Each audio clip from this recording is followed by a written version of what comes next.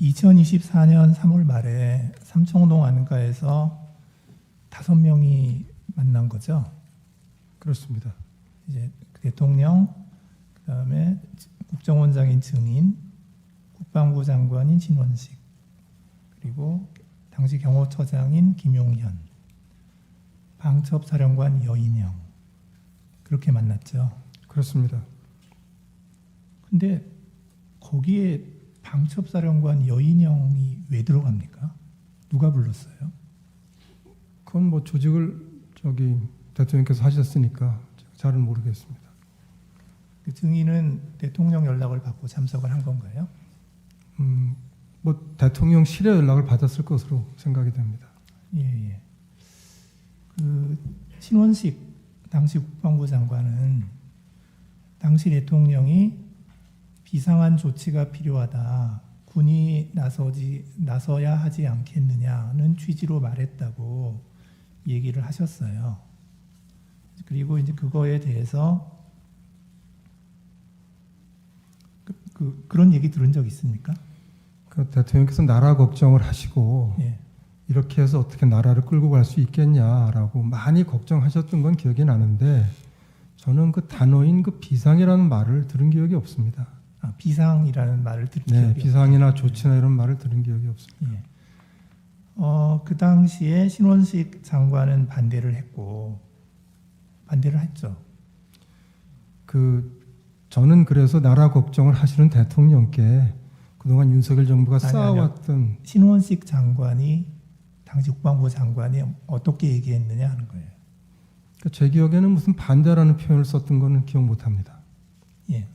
증인은 어떻게 얘기를 했나요? 네, 저는 그래서 윤석열 정부가 그동안 해왔던 특히 외교안보 분야에 있어서 여러 가지 성과들, 계속 남아있을 성과들을 설명을 드리고 그래서 이것들이 다 국민들의 평가를 받을 것이기 때문에 대통령께서 이렇게 부정적으로 생각하실 게 아니라 긍정적으로 생각하시는 것이 맞다라는 취지로 제가 말씀을 드렸습니다. 그 취지는 좀 반대한다는 취지로 말씀하신 것 같네요. 제가 완곡하게. 반대할 목적어가 네. 없었고요. 저는 다시 말씀드리지만 기억이 나면 기억이 난다고 말씀드리겠습니다. 근데 뭐 이미 신원식 안보실장도 얘기한 게 있으니까. 근데 저는 정말 그때 비상이라는 말씀을 들었던 기억이 안 납니다. 예. 기억나는 대로 말씀드리겠습니다. 그날 만찬이 끝나고 그 신원식 국방부 장관은 경호처장 김용현과 여인영을 데리고 국방부 장관 공관으로 갑니다. 그래서 그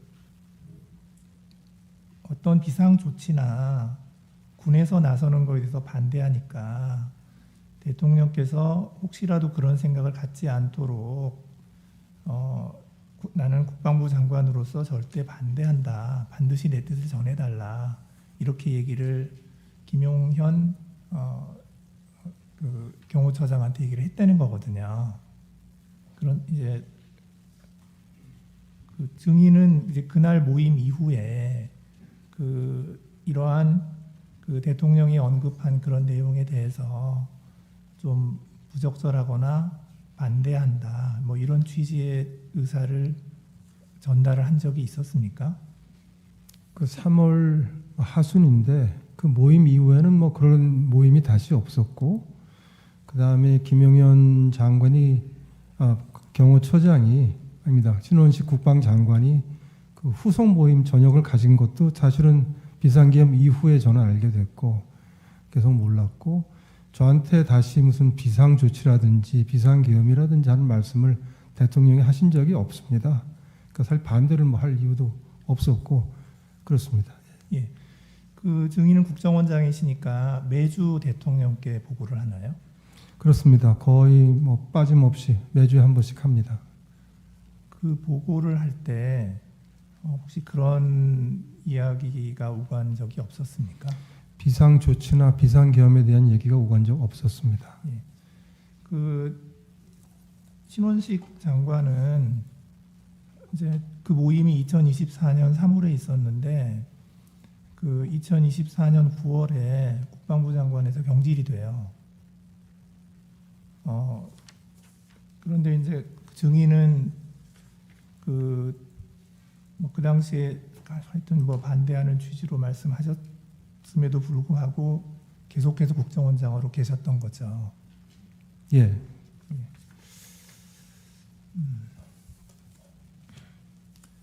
그 여인영 사령관은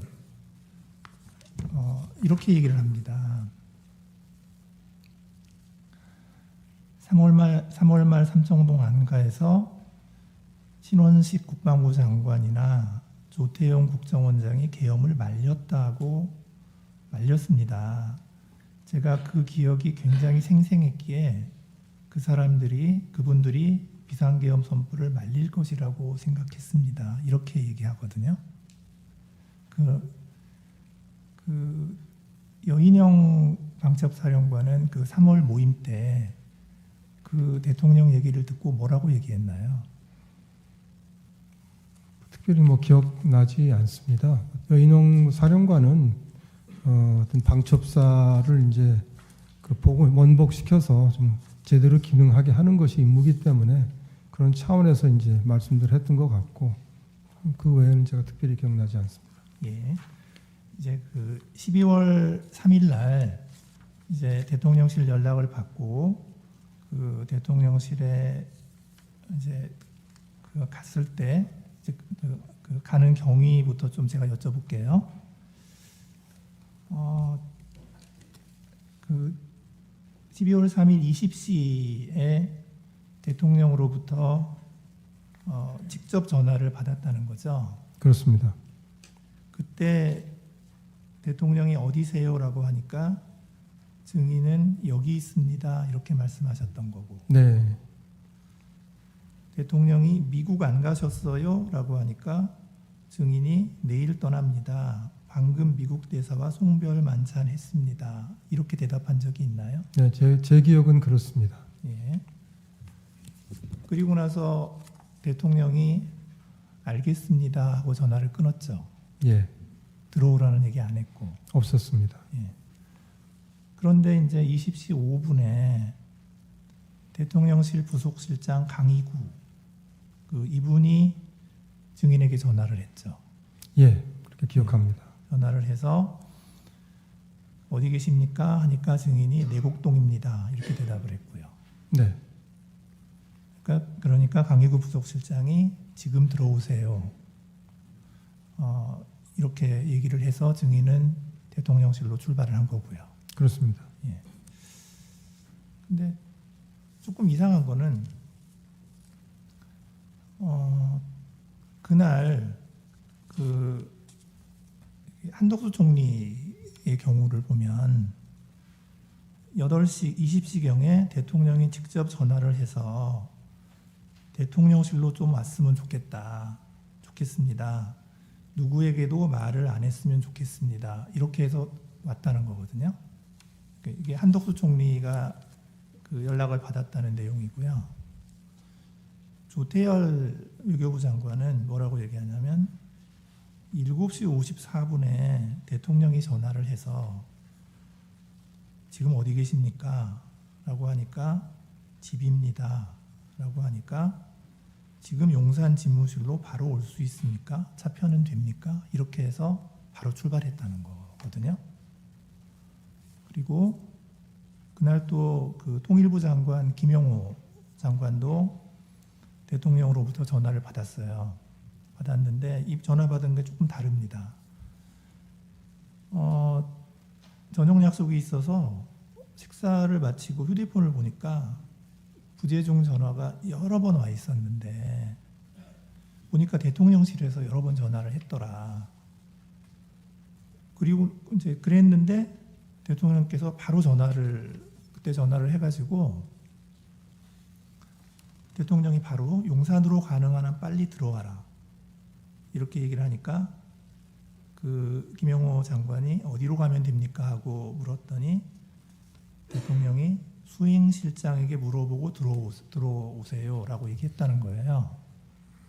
그러니까 이 김영호 장관은 아마 그 부속실에서 먼저 전화를 여러 번 했는데 이제 연락이 안 되니까 대통령이 전화 안 받는다고 그러니까 대통령이 바로 전화를 했던 것 같아요.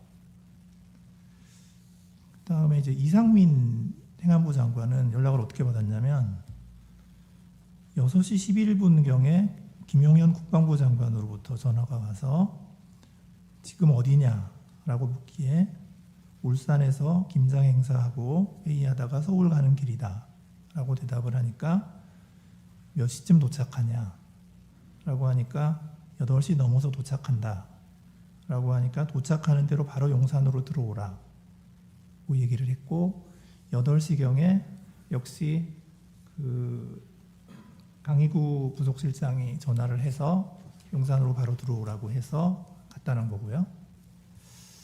그래서 이렇게 쭉 보면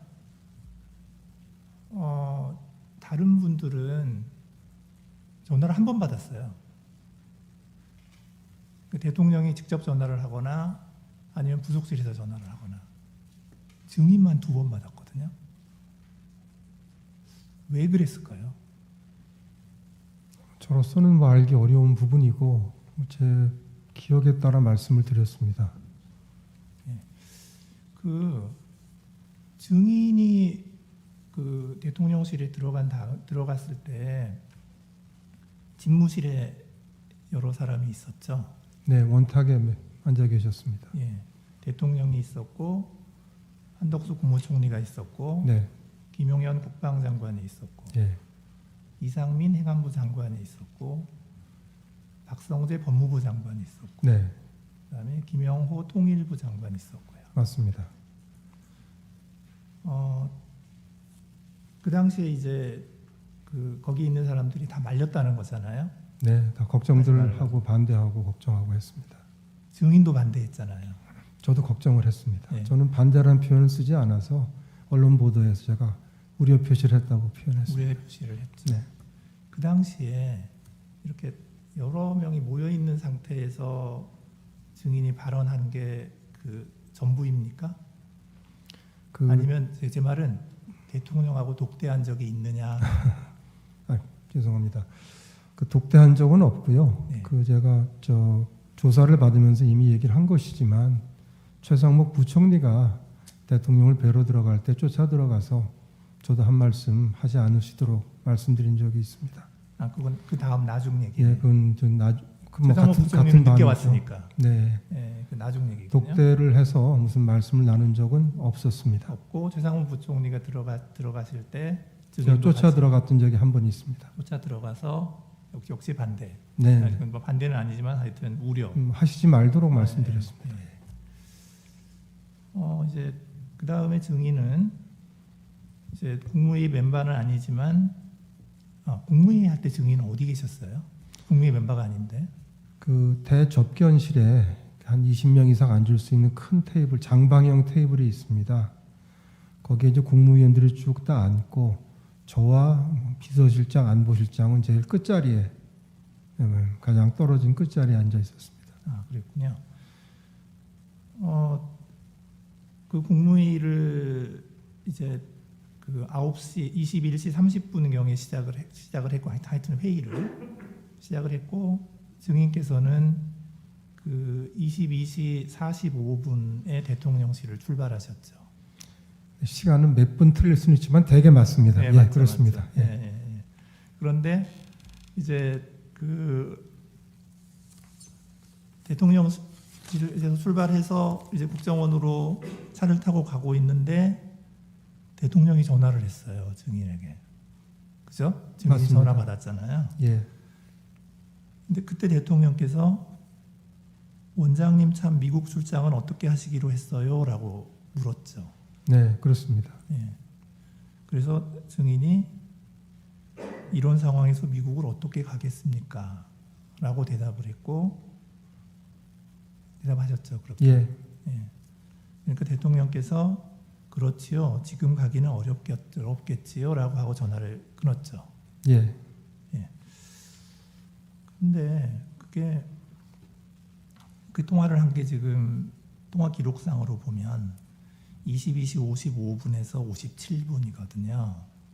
그런데 지금 또 통화 기록을 보면 그 대통령께서 그 홍장원 1차장에게 전화를 한 게 22시 53분이에요.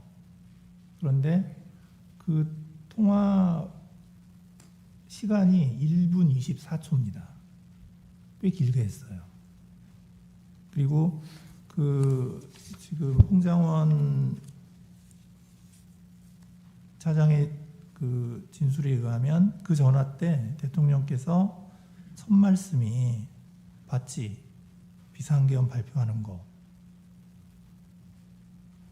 이렇게 하길래 홍장원 차장이 네 봤습니다. 이렇게 하니까 대통령이 이번 기회에 싹 다 잡아들여. 싹 다 정리해. 그리고 국정원에도 대공수사권을 줄 테니까 우선 방첩사를 도와. 지원해. 자금이면 자금, 인력이면 인력, 무조건 도와.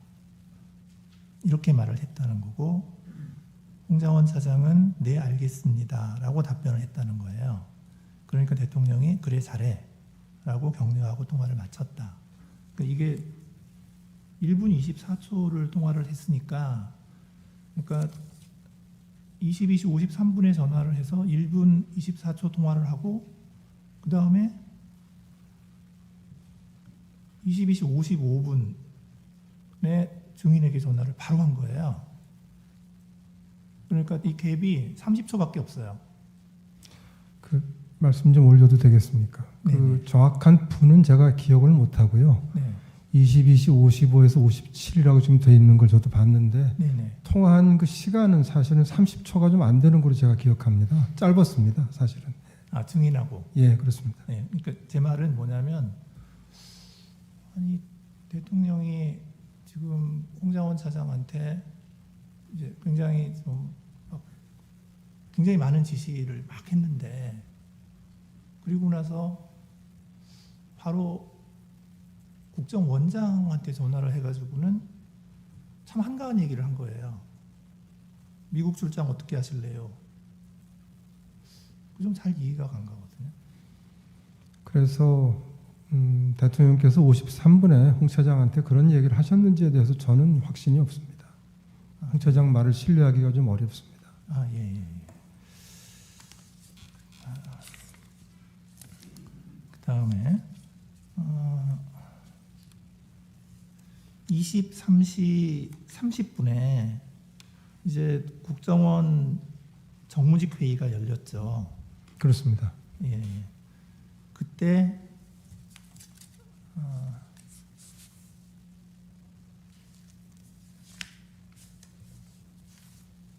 잠깐만요.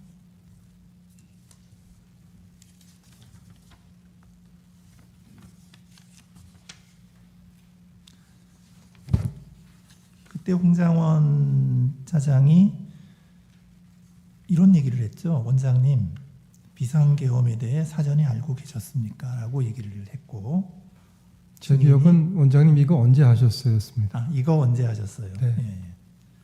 그러니까 증인이 뭐라고 대답했어요? 뭐 그런 걸 물어보냐고 했습니다. 그랬죠. 네. 예. 그때 증인의 기분은 어땠습니까?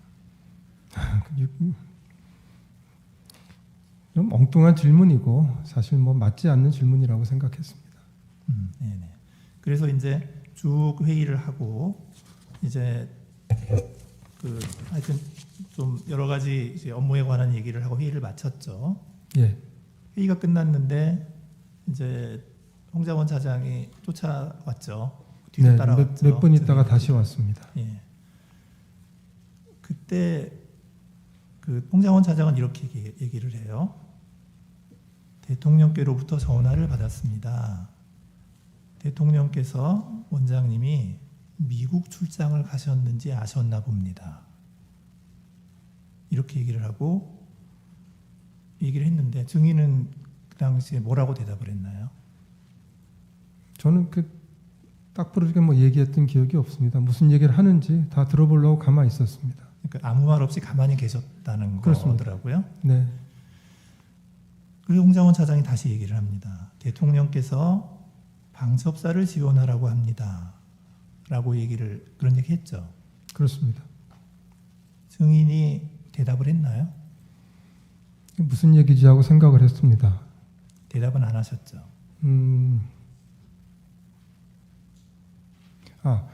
그 다음에 이어서 그 홍장원 차장이 근데 뭐 추가 지침을 주실 게 있느냐고 물어봤고, 그래서 제가 아까 정부직 회의에서 얘기한 대로 각자가 어떤 일을 비상계엄하에서 국정원이 하게 되겠는지를 보고 내일 아침에 논의하자고 하지 않았느냐, 그렇게 합시다라고 답을 합니다. 그 앞에 홍장원 차장이 한 번 더 얘기를 하죠. 방첩사가 이재명, 한동훈을 잡으러 다닙니다. 그 앞이 아니고요. 그 다음인가요? 재판관님, 저기 이제 저한테는 처음에 와서 대통령께 전화를 받았다. 네. 제가 이제 궁금하죠. 뭐 무슨 말씀을 하셨나 했더니 이어서 방첩사를 도와주라고 했다. 저는 뭐 도와주라고 했다고 기억하는데, 그래서 말씀처럼 저는 이제 듣던 얘기고, 또 비상계엄하에서 방첩사를 우리가 도와줄 게 있지 않습니까? 그랬더니 그럼 뭐 놀랄 일은 아닌데, 다만 대통령께서 1차장한테 전화하신다는 얘기를 처음 들었기 때문에 저 속으로는 굉장히 궁금한데, 제 성격이 그렇습니다. 대놓고 어떻게 하다 대통령 전화를 받았냐라고 물어보는 성격은 아닙니다. 그래서 그냥 들었고 나중에 한번 알아봐야 되겠다고 생각했고요. 그다음에 그 이제 조금 있다가 이어서 뭐 안색 얘기를 해서 제가 기억을 하는데, 안색을 쭉 살폈는데 뭐 생각이 복잡하시다고 했나, 하여튼 뭐라고 표현을 하면서 근데 혹시 더 지침을 더 주실 게 있느냐고라고 얘기해서 제가 아니 뭐 더 줄 거 없고 정무직 회의 때 얘기했던 거하고 같다라고 뭐 좀 설명을 했겠죠. 설명을 했더니 정말 그때는 좀 뜸을 좀 들인 다음에, 근데 이재명, 한동훈 오늘 밤에 좀 잡으러 다닐지 모르겠습니다, 뭐 이런 취지로 얘기를 해서 지금 또 갑자기 무슨 소리냐라고 저는 생각했습니다. 갑자기 튀어버렸습니다. 비약이 돼가지고. 그래서 뭐 우리하고 상관도 없는 일이고, 그 다음에 두 번째는 그럴 것 같지 않고, 그래서 제가 보면서 그리고 이제 지금같이 엄중한 시기인데 원장하고 차장이 이런 일이 생길지도 모른다라는 얘기를 하는 게 좀 어울리지 않는다, 맞지 않는다고 생각해서 제가 이렇게 얘기를 했습니다. 아까 얘기한 것처럼 내일 아침 회의 때 다 우리 국정원이 하게 되어 있는 일을 의논을 하는 거로 하자. 뭐 더 할 얘기가 있으면은 그때 가서 하라고 하고 얘기를 했더니 좀 저 얼굴을 보고 있다가 일어나서 나갔습니다. 그겁니다. 그리고 저한테 방첩사가 잡으러 다닌다고 하지 않았습니다. 그냥 잡으러 다닐 것 같습니다. 그런 일이 생길지 모르겠습니다라고 이렇게 얘기를 했고, 그다음에 뭐 위치 추적이라든지 방첩사령관과의 통화라든지 어떤 명단을 받았다든지 그 명단이 이거라고 보여준다든지 이런 얘기들이 없었습니다. 예, 알겠습니다. 자,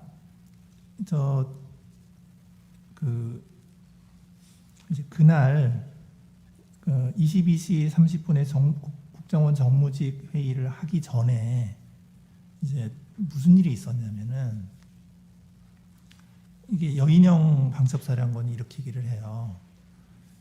자기가 텔레그램 전화로 22시 30분에, 그러니까 1시간 전이죠. 22시 30분에 조지호 경찰청장에게 전화를 해서 체포 대상자 14명에 대해서 이야기를 하고 위치 추적을 부탁했다. 그 여인영이 그렇게 얘기를 하거든요. 예.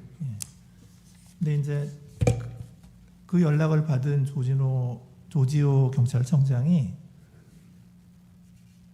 이제 뭐라고 얘기를 하냐면, 여인용 사령관한테서 전화가 왔는데 메모를 좀 해달라고 얘기를 했다, 자기한테. 그래서 조지호 경찰청장이 준비되었다라고 하니까 사람 이름을 불렀는데 15명 이름을 불렀다. 가장 먼저 불렀던 것이 이재명, 그리고 우원식, 박찬대, 정청래, 김명수, 권순일이라고 했고, 또 다른 이름을 불렀는데 김동연이라고 해서 경기도지사냐 이렇게 여인영한테 물어봤더니 김동현이다 이재명 무죄 선고한 판사다. 이렇게 여인영이가 얘기를 했고, 여인영이가 이 사람들을 체포할 건데 위치 파악을 좀 해달라고 해서 이렇게 부탁을 받았다. 이렇게 얘기를 하거든요.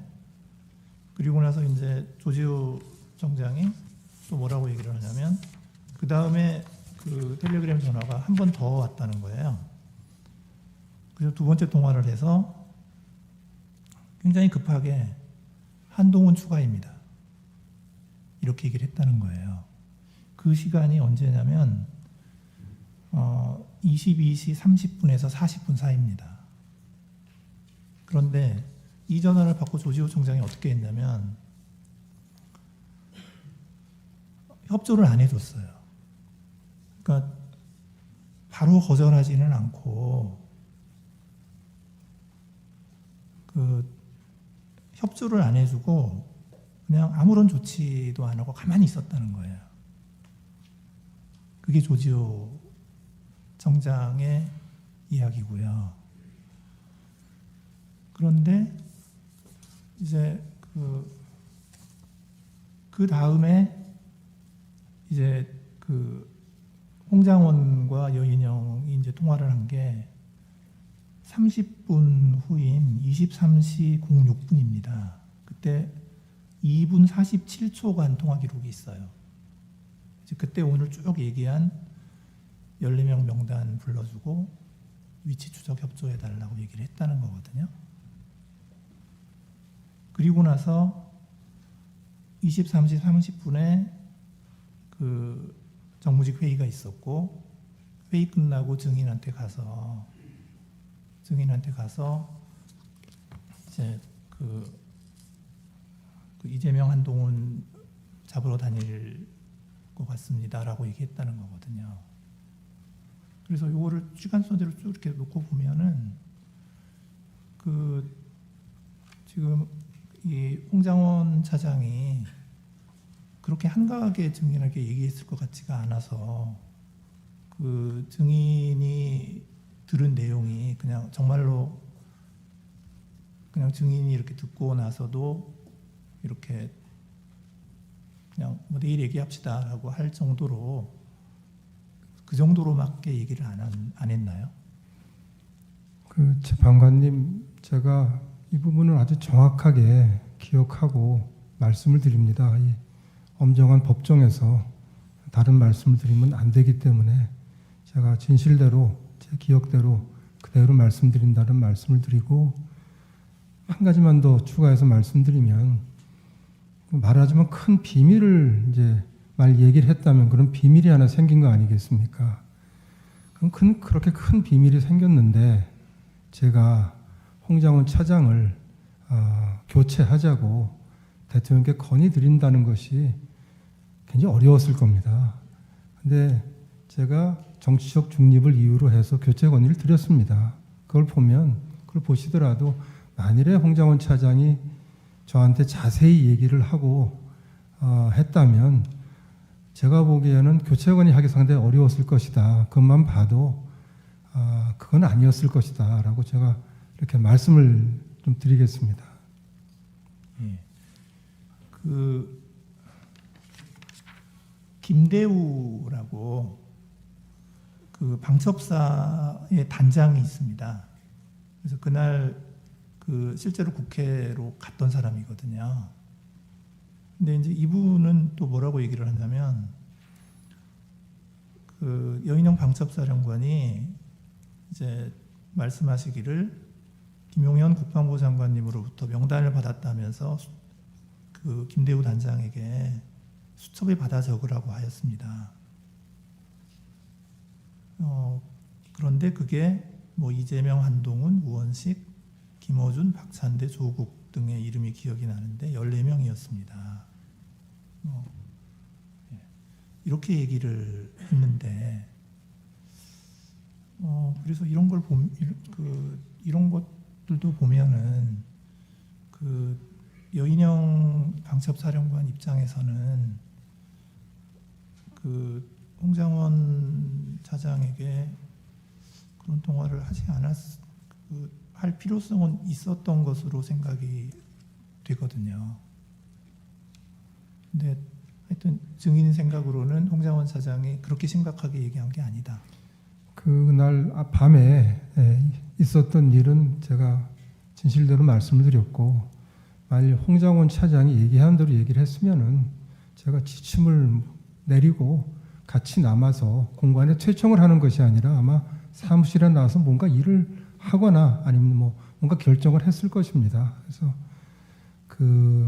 제가 말씀드린 그대로 저로서는 도저히 이해할 수 없고 알아듣기 어려운 방법으로만 얘기를 했고, 그 이상 얘기를 하지 않았다는 말씀과, 그거를 처음 제가 이런 일이 있다는 걸 그렇게 얘기한다는 걸 알게 됐던 건 12월 6일 오전이라는 말씀, 그리고 만일에 그런 그런 비밀스러운 얘기를 제가 들었다고 할 것 같으면, 그러면 그건 제가 홍장원 차장 교체를 건의하기 굉장히 힘들었을 거라는 거. 그리고 만일 그게 사실이라면 어찌 보면 국정원장인 제가 교체가 될 일일지도 모르는 것이죠. 그래서 이게 앞뒤가 맞지 않는 말씀이고, 그래서 저는 제가 기억난 대로 쭉 말씀을 드렸다라고 하는 제 말씀 다시 한번 드리겠습니다. 저 승인 삼청동 안가 모임 때 김용현 국방부 장관한테서 A4 용지 한 장 받았다고 했잖아요. 예, 그때 대통령도 같이 있는 자리에서 받았나요? 예, 이렇게 대통령님과 장관님, 저 조조청장 네 사람, 그러니까 4인이 앉아 있었습니다. 예, 그때 이제 한 장씩 조지호 청장 하나, 증인 하나 이렇게 줬다는 거죠. 예, 예. 혹시 설명 안 해줬어요? 이게 뭐라고? 뭐 문건에 대해서 구체적인 설명은 없었던 걸로 기억합니다. 설명 없었고. 예. 아까 안가에 있었던 시간이 10분 정도라고 하셨는데, 그럼 식사 안 하셨어요? 그때? 사무실 돌아와서 했습니다. 돌아와서 분식 먹었다는 게 그겁니까? 예, 근데 7시 20분에 모이라고 불렀는데, 그러면 당연히 저녁 먹을 거라고 간 거 아니에요? 뭐 그러니까 저녁을 못 하고 그냥 나왔기 때문에 사무실 와서 식사를 했습니다. 예, 예.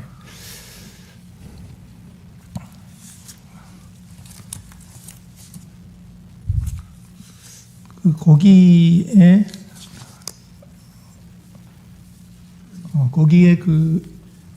2200 국회라고 써져 있는 것은 증인도 보셨다는 거죠? 예, 기억이 납니다. 기억이 나고. 그리고 그게 계엄군 출동 시간과 출동 장소였다라는 건 증인이 알았습니까? 그건 지나고 나서 그런 생각이 나중에 들었습니다. 생각해 보니까 예, 나중에 생각해 보니까 그랬다는 거군요.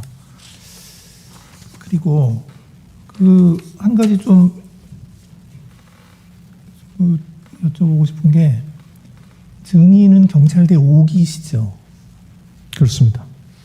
조지호 경찰청장은 6기시고, 예, 이게 기수가 역전됐는데 왜 그렇게 됐나요? 뭐 저희들은 그 기수가 큰 의미가 없습니다. 이렇게 그런 승진할 때, 경정까지 승진할 때는 이렇게 심사 시험 이렇게 혼재 있기 때문에 각자가 승진 연차가 다르지 꼭 그 졸업 기수대로 승진이 되는 것은 아닙니다. 예. 증인이 서울청장이 된 날짜가 2024년 8월 16일. 그렇습니다. 그리고 조지호 경찰청장이 된 날짜가 2024년 8월 10일. 맞습니까? 예. 예. 조조 청장이 제 전임 서울청장이셨습니다. 서울청장에서 본청장 가시고 제가 후임으로 서울청장 부임한 예. 것입니다. 예. 그때 안가에서 대통령께서 이제 국회에 계엄군이 출동하면 경찰이 질서를 유지하고 계엄군에 협조하라, 이런 말씀을 대통령이 하셨나요? 대통령님이 정확한 워딩은 기억나지 않습니다. 그러니까 워딩 말고 그냥 내용. 전체적인 내용이 이제 질서 유지에 대해서 강조하신 걸로 그런 기억이 납니다. 계엄군 출동 얘기도 하셨나요? 예, 국회를 포함해서 몇 곳에 계엄군이 출동할 것이다는 그런 말씀을 있으셨습니다. 그러면 이제 경찰이 질서를 유지하잖아요. 그러면 계엄군은 뭐하러 국회에 가는 것인지 혹시 그런 거에 대한 설명은 없었나요? 비상계엄 선포되면 당연히 뭐 계엄군이 주요 시설로 온다고 뭐 그 정도 막연한 생각만 했습니다. 예, 그건 상식적으로 뭐 그렇게 생각을 예. 하셨다는 거죠. 예, 예. 그래서 그 증인은 그냥 계엄군이 국회와 여러 장소에서 출동을 하니까 그냥 경찰은 사회 전반적인 질서 유지해라 뭐 이런 정도로 알아들었다. 지금 그 증인은 그 정도 알아들었다는 거죠. 예, 예. 그 이제 안가에서 돌아오면서 그 조지호 경찰청장하고 그 같은 차에 탔어요. 조지호 경찰청장의 관용차를 타고 예. 왔는데 그러면 증인의 관용차는 어디 갔습니까? 저는 보통 어디 장소에 가면은 차를 돌려 보냅니다. 왜냐하면 식사하는 동안에 기사도 기다려야 되기 때문에 보내고 뭐 제가 식사하고 나면은 보통 제가 대중교통을 이용해서 오기 때문에 뭐 그런 루틴화된 제가 습관이 그렇습니다. 예, 그래서 자연스럽게 그냥 예. 한 대로 왔는데 그때 이제 증인이 그 조지호 청장께 이런 얘기를 했다는데 비상계엄을 정말 하시겠습니까? 이 FTX 가상훈련 시나리오 같은 거 하시려는 게 아닐까요? 이런 얘기 했습니까? 증인이? 형사재판 관련 사항이라서 네. 말씀드리고 올라갑니다. 예. 그 조지호 청장이 대통령께서 기강 확립 차원에서 우리를 시험하는 것 아닌가 싶기도 합니다. 이렇게 대답했다는데 혹시 그런 대답 들은 적 있습니까? 그 부분도 예 답변 드리겠습니다. 네네네.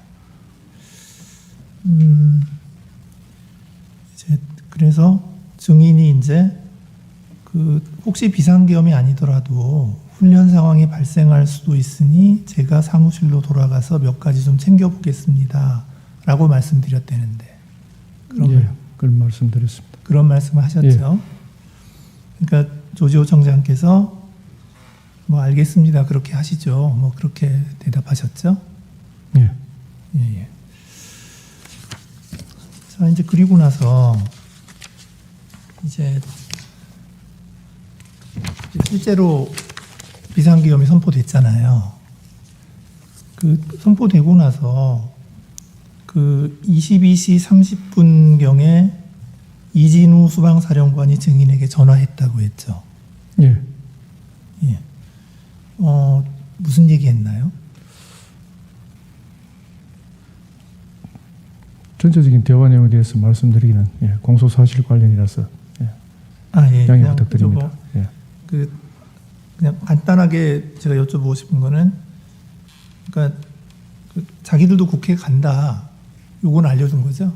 예, 그런 예. 그래서 이제 그 대통령께서 계엄군이 국회로 간다라고 한 것이 이런 거구나 하고 이제 증인이 생각했다는 거고, 맞습니까? 예, 예.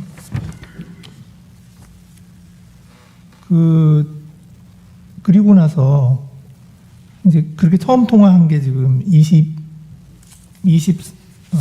30분이고, 그 다음에 그 22시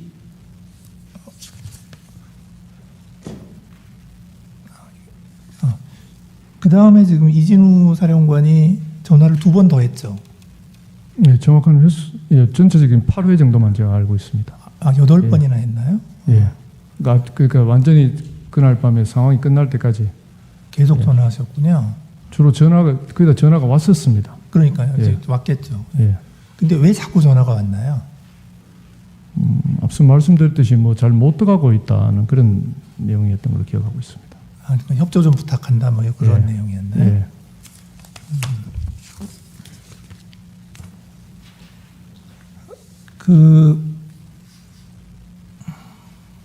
제가 아까 아까 시간을 잘못 얘기했구나. 그러니까 처음 통화한 게 23시 30분인가요? 22시 30분. 22시 예. 30분인가요? 조서에 지금 23시 30분이라고 되어 있어서. 아, 이제 그리고 나서 이제 그 최창복 씨가 경비안전계장이시죠? 예. 이제 이분이 그 무전망으로 서울경찰청 경비주의 무전망으로 그 이런 지시를 했다고 그래요. 계엄 관련 군인 도착 여부를 확인하고 계엄군은 신분 확인 후 국회에 진입하도록 해라 하는 거를 이렇게 무전으로 국회 출입문을 지키고 있던 그 기동대 지휘관들에게 전달했다 이렇게 되어 있는데 증인 그 사실을 알고 있습니까? 예, 알고 있습니다.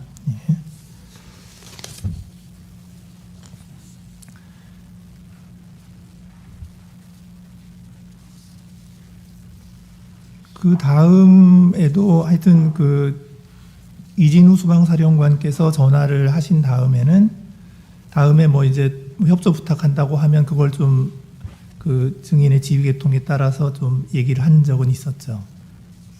예, 일부 있습니다. 일부 있고. 예.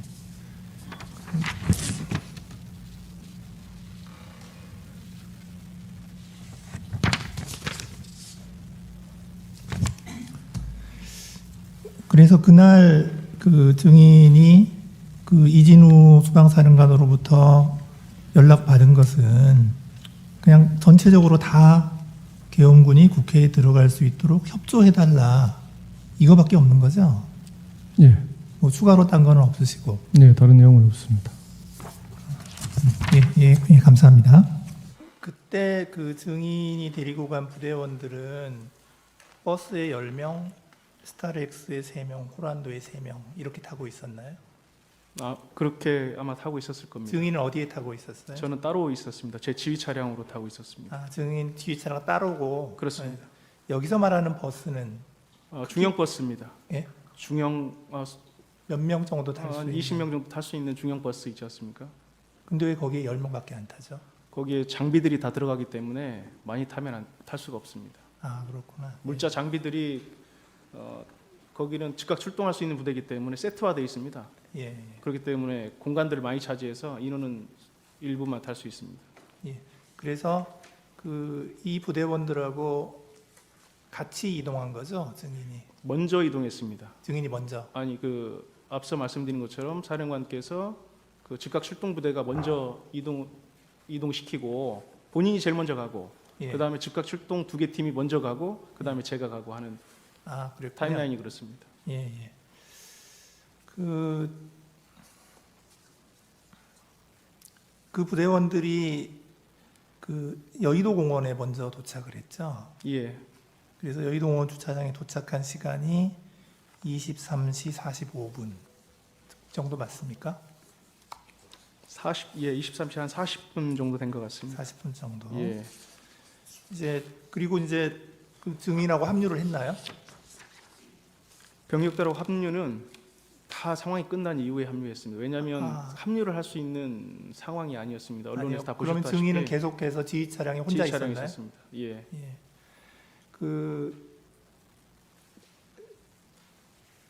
지금 증인은 1경비단 단장이시고, 예.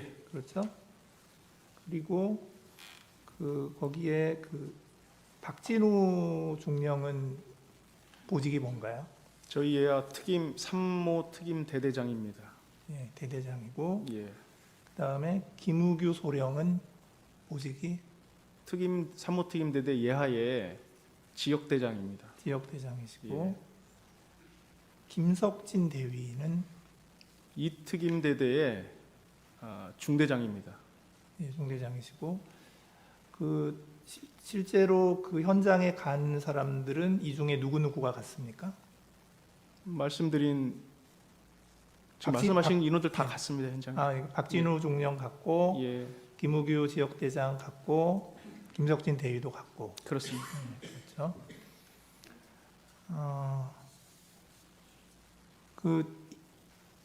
이 15명의 이 병력들이 그 정문에서 못 들어갔죠. 예, 그래서 어떻게 해서 국회로 들어갔습니까? 정문으로 저한테 보고를 한 것은 정문에 사람이 너무 많아서 들어가기 어렵다라고 보고를 해서 그 무리하지 마라. 그래서 좀 우회해서 사람이 없는 곳을 한번 확인해 보고 사령관께서 말씀하신 것처럼 경찰이 있으면 협조해서 들어가 봐라. 그래서 국회 칠문으로 들어간 겁니다. 그래서 그 병력은 그러면 김우규 소령이 인솔하고 있었죠. 그렇습니다. 그 김우규 소령은 이제 담을 넘어가려고 했더니 경찰이 여기서 지금 군인이 넘어가면 시민들이 다 여기로 넘어가니까 딴 데로 넘어가시라고, 그래서 좀 인적이 드문 곳을 안내를 해서 그쪽으로 넘어 들어갔다 이러는데 그 얘기 알고 있나요? 사후에 알게 됐습니다. 예.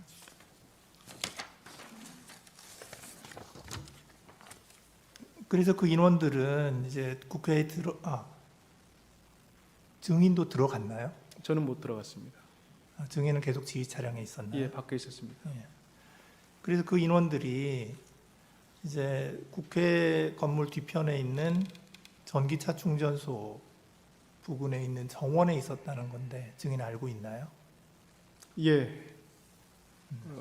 제가 그 전기차 충전소라는 특정한 지점은 사후에 알았고 한쪽에 제가 이렇게 안전한 곳에 있으라고 했지 않습니까? 네. 그 지점이 차후에 확인해 보니까 전기차 충전소 일대였다는 것을 사후에 알았습니다. 예. 그 김희규 소령이 뭐라고 얘기하냐면 그 대기하고 있는데 증인이 이렇게 얘기했다는 거예요.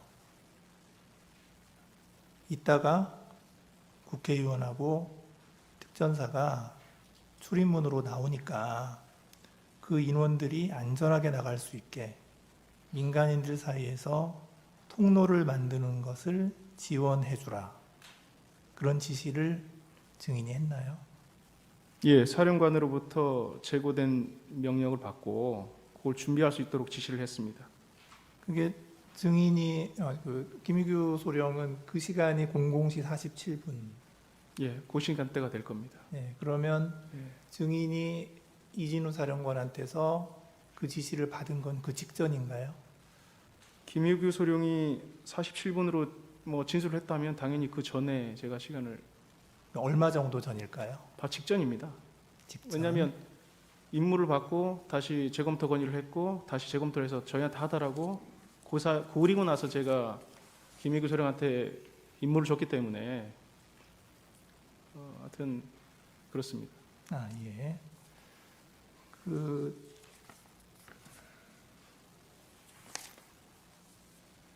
이제 그리고 나서 그러면 이제 그 이진우 사령관이 이제 국회의원을 끌어내라는 지시를 했다는 건데 그 지시는 언제쯤 했습니까? 그 얼마 정도 전에?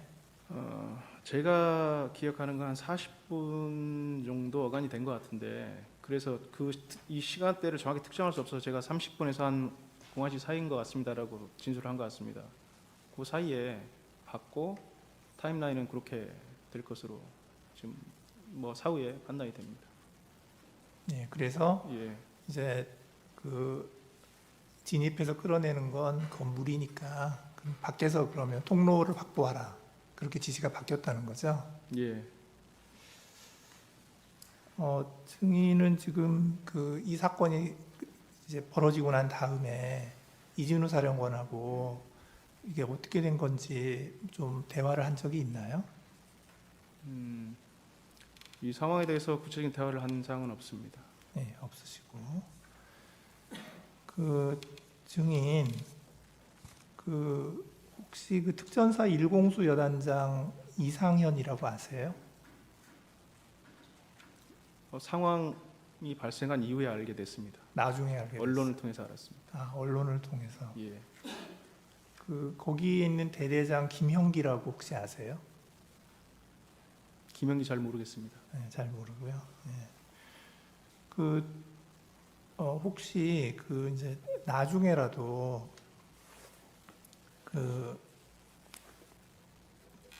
뭐 증인의 부대원이나 아니면 뭐 다른 사람들로부터 이때 이제 국회의원들을 이렇게 끌어내라고, 외부로 끌어내라라고 하는 이 지시가 누구한테서 나온 것인지에 대해서 나중에라도 증인이 들은 내용이 있나요? 다른 증인- 루트로 말입니까? 예, 증인은 그 당시에는 몰랐다는 거잖아요. 근데 이제 일공수 말입니까? 아니요, 뭐 일공수도 그렇고 지금 이진우 사령관이 지시를 했잖아요. 예. 지시를 했는데 그 지시가 어떻게 해서 아. 그 사령관이 그 지시를 하게 됐는지에 대해서 앞서 제가 말씀드린 것처럼 사령관은 누구의 지시를 이렇게 바로 뭐 전파하거나 그런 성향이 아닙니다. 본인 입으로 하기 때문에 저는 다 사령관의 이 지시한 지시로 저는 인지하고 있습니다. 그러니까 나중에라도 누구를 그런 언급한 얘기를 사항은 없었습니다. 나중에라도 그런 얘기를 들은 적이 없다. 그러면 혹시 아까 일공수 얘기하셨는데 일공수에서는 어떻게 해서 지시를 받았는지 그런 얘기를 들은 적이 있나요? 없습니다. 없으시고요. 예, 감사합니다.